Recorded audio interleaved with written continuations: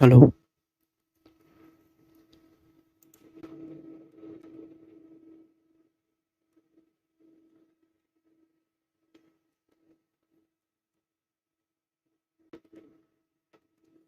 Hello.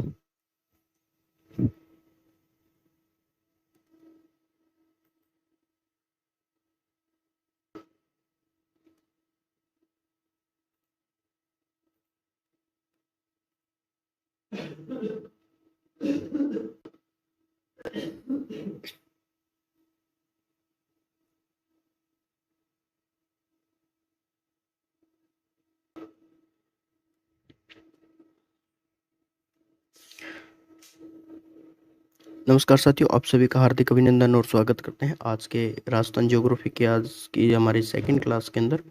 आज की हमारी क्लास है वो सेकंड क्लास रहने वाले हैं और आज की क्लास के अंदर हम बात करने वाले हैं ज्योग्राफी के 31 महत्वपूर्ण क्वेश्चन है जो कि आपके आने वाले एग्जाम के लिए महत्वपूर्ण होने वाले हैं।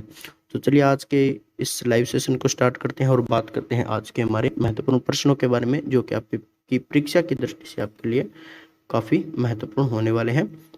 तो एक बार जल्दी से वीडियो को शेयर कर दो। और आज का पहला प्रश्न साथियों आपकी स्क्रीन पे है और आज का हमारा पहला प्रश्न है कि टाइगर मैन ऑफ इंडिया किसे कहा जाता है। Tiger man of India,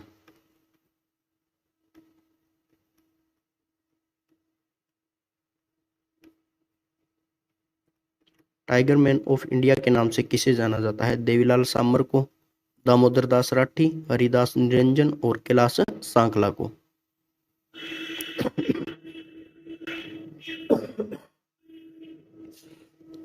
tiger man of India के नाम से किसे जाना जाता है। तो क्वेश्चन नंबर 1 का साथियों आपका ऑप्शन नंबर डी है वो आपका करेक्ट आंसर हो जाएगा। कैलाश सांकला को है वो जाना जाता है।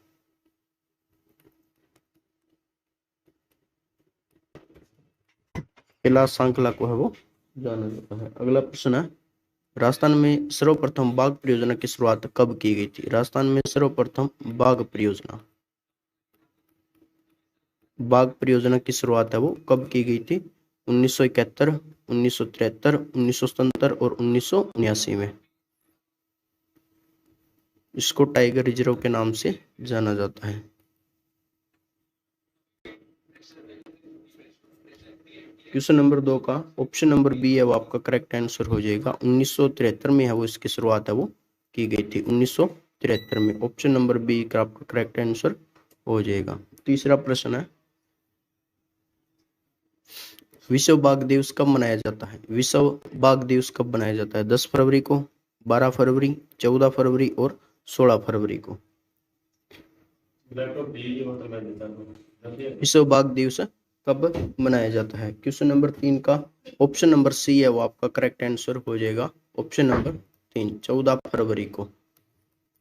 14 फरवरी को है वो बाघ दिवस मनाया जाता है साथियों। अगला प्रश्न है,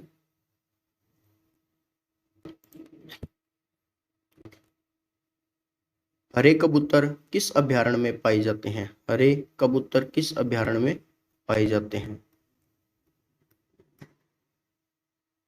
हरे कबूतर किस अभयारण्य में पाए जाते हैं। नाहरगढ़ अभयारण्य, चंबल अभयारण्य, शेरगढ़ अभयारण्य और सरिस्का अभयारण्य।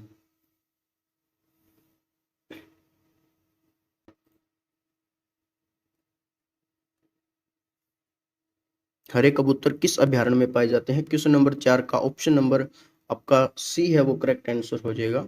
ऑप्शन नंबर सी,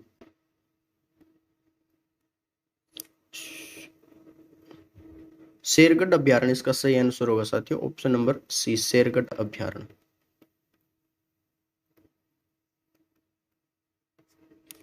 शेरगढ़ अभयारण्य, गलती के लिए माफी चाहते हैं। क्वेश्चन नंबर 4 है, हरे कबूतर वो किस अभयारण्य में पाए जाते हैं। तो शेरगढ़ अभयारण्य के अंदर वो पाए जाते हैं। अगला प्रश्न हमारा क्वेश्चन नंबर 5 अपना, अंतरराष्ट्रीय सीमा बनाने वाला राज्य का एकमात्र अभयारण्य कौन सा है। अंतर राज्य सीमा बनाने वाला राज्य का एकमात्र अभयारण्य कौन सा है। अंतरराज्यीय सीमा कौन सी होती है साथियों। अंतरराज्यीय सीमा होती है दो राज्यों की सीमा। दो राज्यों की सीमा एक साथ मिलती है। तो सीता माता अभयारण्य, सज्जनगढ़ अभयारण्य, बस्सी अभयारण्य और चंबल अभयारण्य।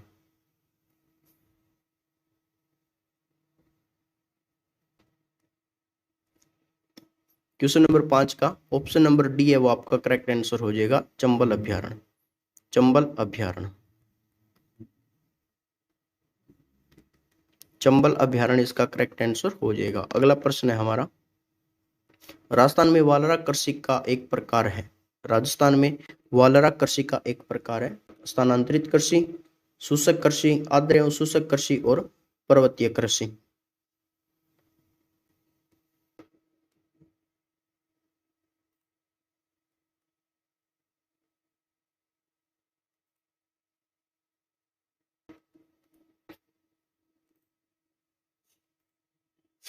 क्वेश्चन नंबर 6, राजस्थान में वालरा कृषि का एक प्रकार है। क्वेश्चन नंबर 6 का ऑप्शन नंबर 1 आपका करेक्ट आंसर हो जाएगा, स्थानांतरण कृषि।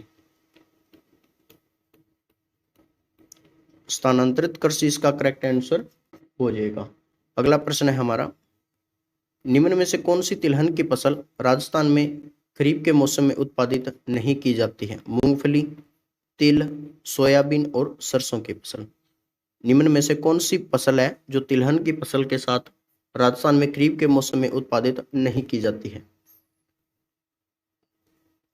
क्वेश्चन नंबर 7 का ऑप्शन नंबर 4 आपका करेक्ट आंसर हो जाएगा साथियों, सरसों। अगला प्रश्न हमारा, राजस्थान में निम्न में से कौन सी संस्था शीत भंडार गृह और मंडी यार्ड बनाने के संबंध में है? नाबार्ड, राज्य सहकारी बैंक, कृषि विपणन बोर्ड और क्रय विक्रय समिति।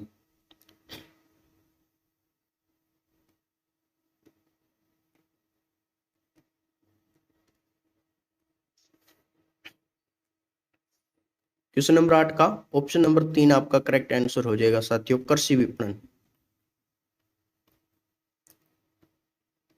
कृषि विपणन बोर्ड इसका करेक्ट आंसर हो जाएगा, ऑप्शन नंबर 3। ऑप्शन नंबर 3 आपका करेक्ट आंसर हो जाएगा। अगला प्रश्न है हमारा, क्षेत्रफल की दृष्टि से राजस्थान का सबसे बड़ा कृषि जलवायु खंड कौन सा है? आर्द्र दक्षिण मैदानी खंड, शुष्क पश्चिमी मैदानी खंड, बाढ़ संभाव्य मैदानी खंड और सिंचित उत्तर पश्चिमी मैदानी खंड। क्षेत्रफल की दृष्टि से राजस्थान का सबसे बड़ा कृषि जलवायु खंड कौन सा है?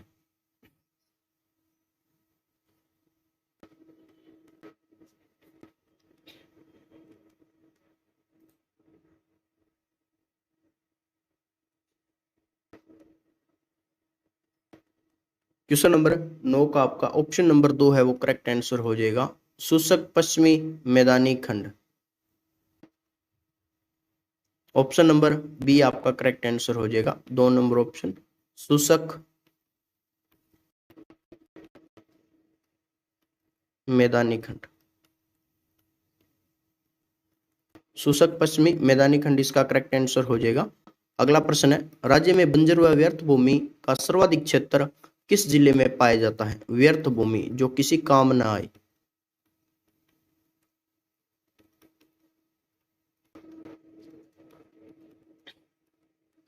काम न आने वाली भूमि राज्य में बंजर व व्यर्थ भूमि या फिर जो बंजर भूमि है वो खाली भूमि होती है, किस राज्य के अंदर सर्वाधिक मात्रा में वो पाई जाती है? जोधपुर में, बीकानेर में, जैसलमेर में और बाड़मेर में।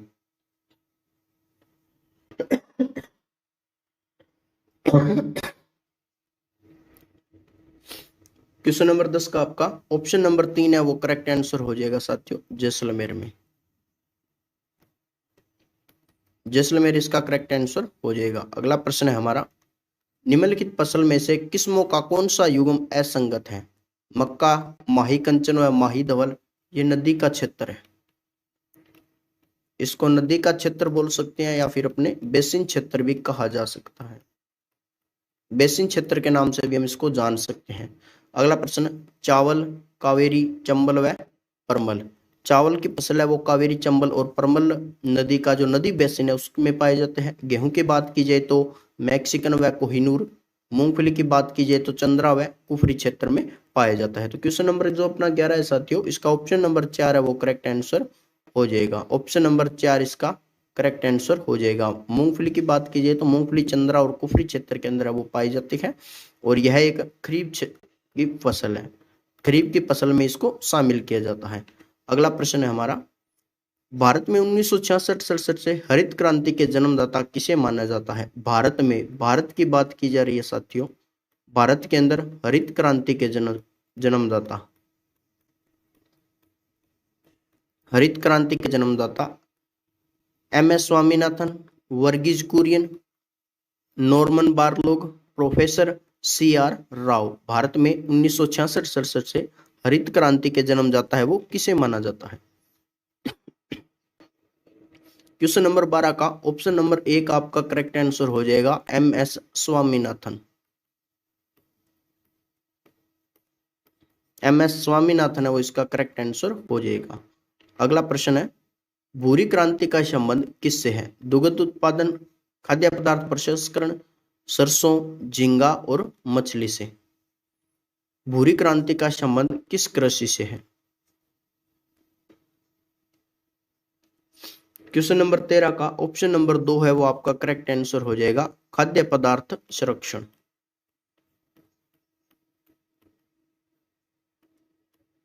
खाद्य पदार्थ संस्करण से इसका संबंध है। आगे बात करते हैं, सेरीकल्चर का संबंध निम्नलिखित में से किससे है? मछली पालन से, दुग्ध उत्पादन, मधुमक्खी पालन और रेशम कीट पालन।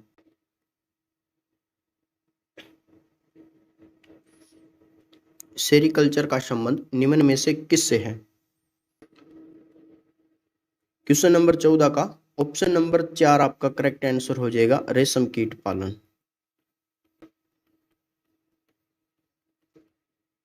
रेशम कीट पालन ऑप्शन नंबर 4 इसका करेक्ट आंसर हो जाएगा। अगला प्रश्न है, राजस्थान में किन जिलों में वालरा कृषि की अधिकता है? वालरा कृषि, जिसको वालरा कृषि किसका प्रकार है? स्थानांतरण कृषि का। स्थानांतरण कृषि जो एक जगह से दूसरी जगह पे जाकर की जाती है। सिरोही नागौर, सिरोही जालोर पाली, डूंगरपुर बांसवाड़ा और भीलवाड़ा, उदयपुर डूंगरपुर और बांसवाड़ा, चित्तौड़गढ़ राजसमंद और बांसवाड़ा।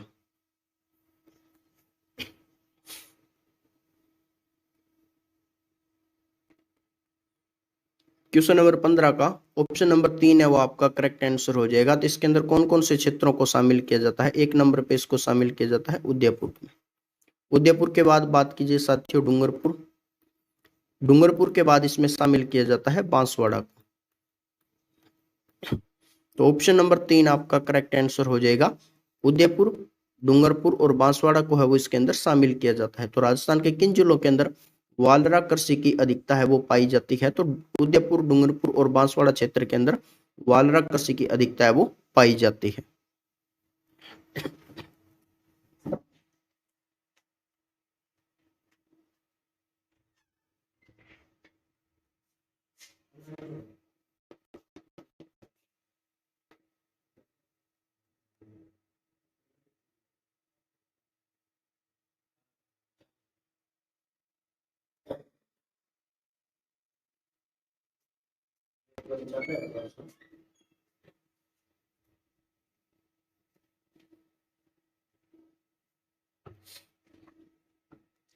क्वेश्चन नंबर 15 का साथियों ऑप्शन नंबर 3 अपना करेक्ट आंसर हो जाएगा। बात करते हैं हमारे अगले प्रश्न के बारे में।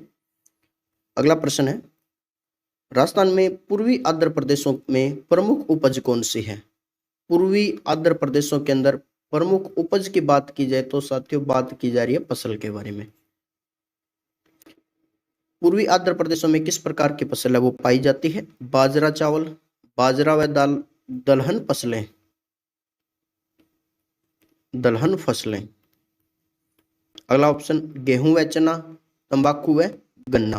तो पूर्वी आंध्र प्रदेशों के अंदर है वो किस प्रकार की फसल पाई जाती है? क्वेश्चन नंबर 16 का ऑप्शन नंबर 3 है वो अपना करेक्ट आंसर हो जाएगा। गेहूं व चना की फसलें हैं वो इसके अंदर पाई जाती है, गेहूं और चना। दोनों फसलों को किस श्रेणी में रखा जाता है? रबी की फसल के अंदर इनको रखा जाता है। अगला प्रश्न है, राजस्थान में सर्वाधिक शुष्क कृषि तीव्रता वाले जिले कौन से हैं? जैसलमेर, बाड़मेर, बीकानेर, चूरू, डूंगरपुर बांसवाड़ा, डूंगरपुर और जैसलमेर।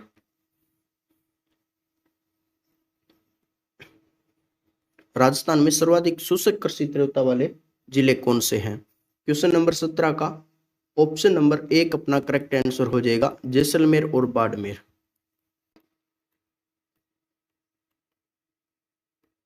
जैसलमेर और बाड़मेर इसका करेक्ट आंसर हो जाएगा। अगला प्रश्न है, राष्ट्रीय सूक्ष्म सिंचाई मिशन लागू किया गया था?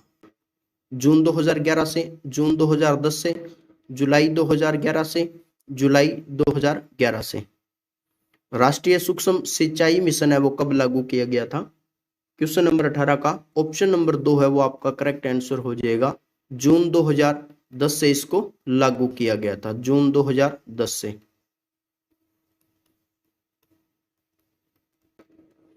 जून 2010 से इसको लागू किया गया था। अगला प्रश्न है हमारा, मल्टी स्टेट एग्रीकल्चर कॉम्पिटिवेशन योजना राजस्थान में किसके आर्थिक सहयोग से चलाई जा रही है? मल्टी स्टेट एग्रीकल्चर कॉम्पिटिवेनेस योजना है वो राजस्थान में किसके आर्थिक सहयोग से चलाई जा रही है? आर्थिक की बात की जाए तो साथियों, आर्थिक के अंदर किसको शामिल किया जाता है? पूंजी, रुपया, पैसा।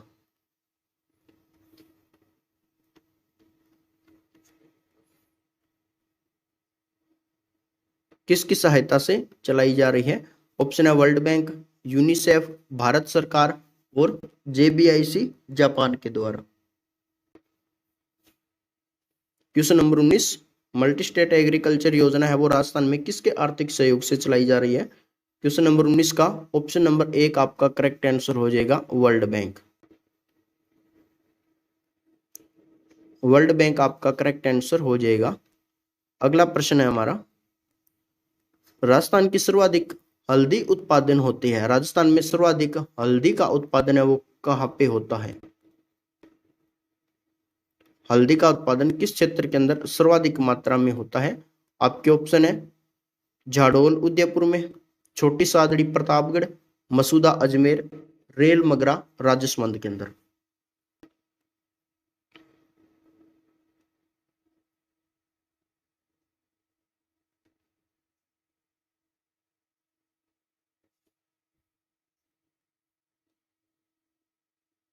क्वेश्चन नंबर 20 का ऑप्शन नंबर 1 आपका करेक्ट आंसर हो जाएगा, ऑप्शन नंबर 1 झाडोल उदयपुर के अंदर।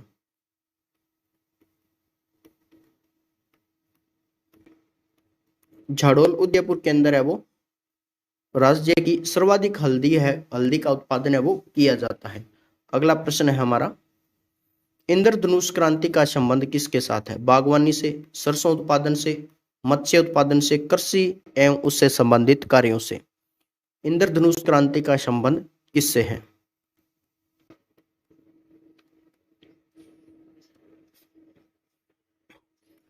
क्वेश्चन नंबर 21 का ऑप्शन नंबर 4 है वो आपका करेक्ट आंसर हो जाएगा, कृषि से। कृषि एवं संबंधित कार्य, कृषि और उससे संबंधित कार्यों से इसका संबंध है। ऑप्शन नंबर 4 आपका करेक्ट आंसर हो जाएगा। अगला प्रश्न है हमारा, मिश्रित कृषि में किसे शामिल किया जाता है? विभिन्न फसलों का योजनाबद्ध तरीके से उगाना, रबी के साथ साथ खरीफ फसलों को उगाना, कई तरह की फसलें उगाना व साथ साथ पशुपालन भी करना, फसलों को उगाना व सब्जियों को उगाना।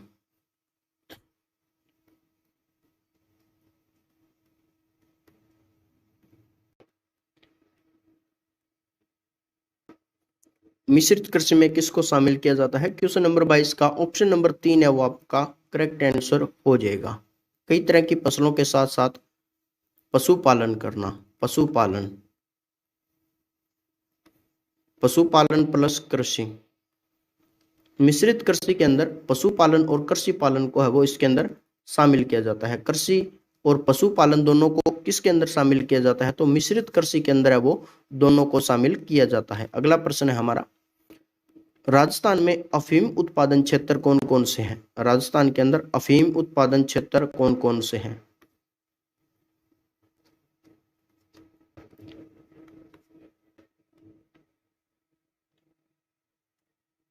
चित्तौड़गढ़, झालावाड़ और बारा, बयाना, भरतपुर, अलवर, जोधपुर, बाड़मेर और जैसलमेर।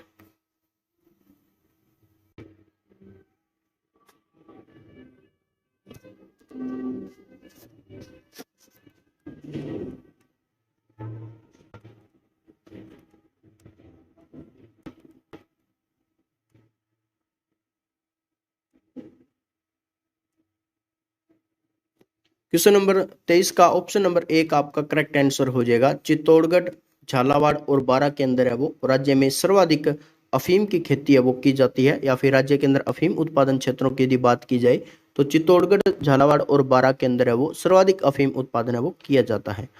अगला प्रश्न 24वां, गेहूं पर पाए जाने वाले दो प्रमुख कवक रोग कौन से हैं? गेहूं के अंदर पाए जाने वाले दो कवक रोग कौन से हैं?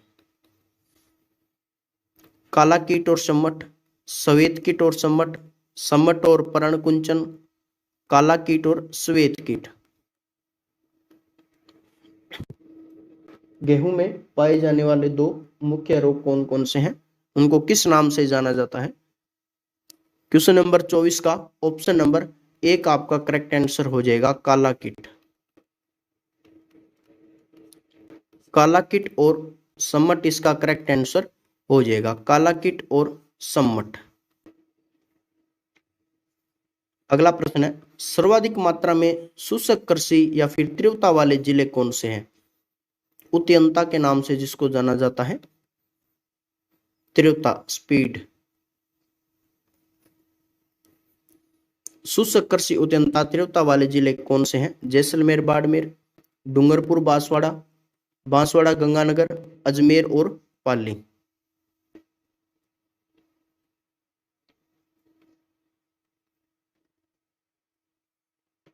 क्वेश्चन नंबर 25 का ऑप्शन नंबर ए का आपका करेक्ट आंसर हो जाएगा, जिसके अंदर जैसलमेर, जैसलमेर प्लस बाड़मेर को शामिल किया जाता है। जैसलमेर प्लस बाड़मेर दोनों को है इसके अंदर शामिल किया जाता है, जो कि राज्य की सर्वाधिक मात्रा में शुष्क कृषि उत्यंता वाले जिलों में शामिल किया गया है। अगला प्रश्न है, किस फसल की खेती हेतु 15 से 24 डिग्री तापमान तथा 100 से 200 सेमी तक की वर्षा की आवश्यकता होती है?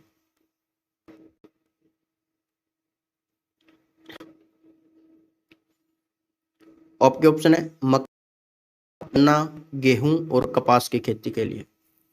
किस फसल की खेती हेतु 25 से 24 डिग्री के तापमान और 100 से 200 सेमी तक की वर्षा का है वो माप लिया जाता है? 100 से 200 सेमी तक की वर्षा होगी, और तापमान के साथ ही इसके अंदर बात की जाए तो तापमान कितना रखा जाता है? 15 से 24 डिग्री तक का।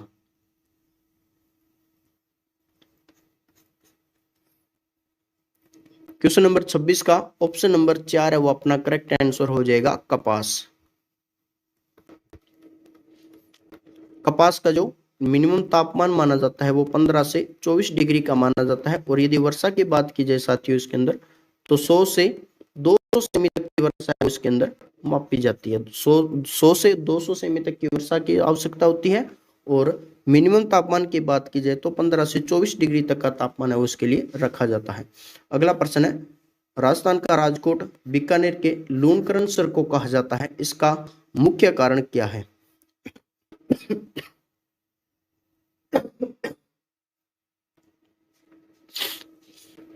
राजस्थान का राजकोट बीकानेर के लूणकरण सर को कहा जाता है। राजकोट की बात की जाए तो साथियों राजकोट है गुजरात के अंदर।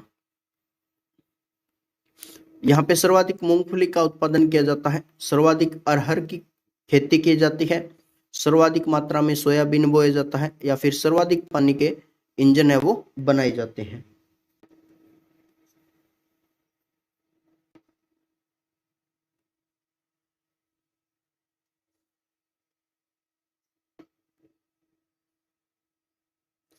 क्वेश्चन नंबर 27 का ऑप्शन नंबर ए का आपका करेक्ट आंसर हो जाएगा, सर्वाधिक मात्रा में है वो किस फसल का उत्पादन किया जाता है? यहाँ पे मूंगफली का। मूंगफली का उत्पादन होने के कारण यहाँ पे राजस्थान का राजकोट है वो बीकानेर के लूणकरण सर को कहा जाता है, जो कि वर्तमान में है वो एक तहसील के रूप में जाना जाता है। बीकानेर की तहसील कौन सी है इसके अंदर? लूणकरण सर है वो एक तहसील में मानी गई है साथियों। बात करते हैं अगले प्रश्न के बारे में। बासमती किस्म है, बासमती किस प्रकार के फसल की एक किस्म में शामिल की जाती है? गेहूं में, चावल और सरसों, चावल में, गेहूं और चावल में।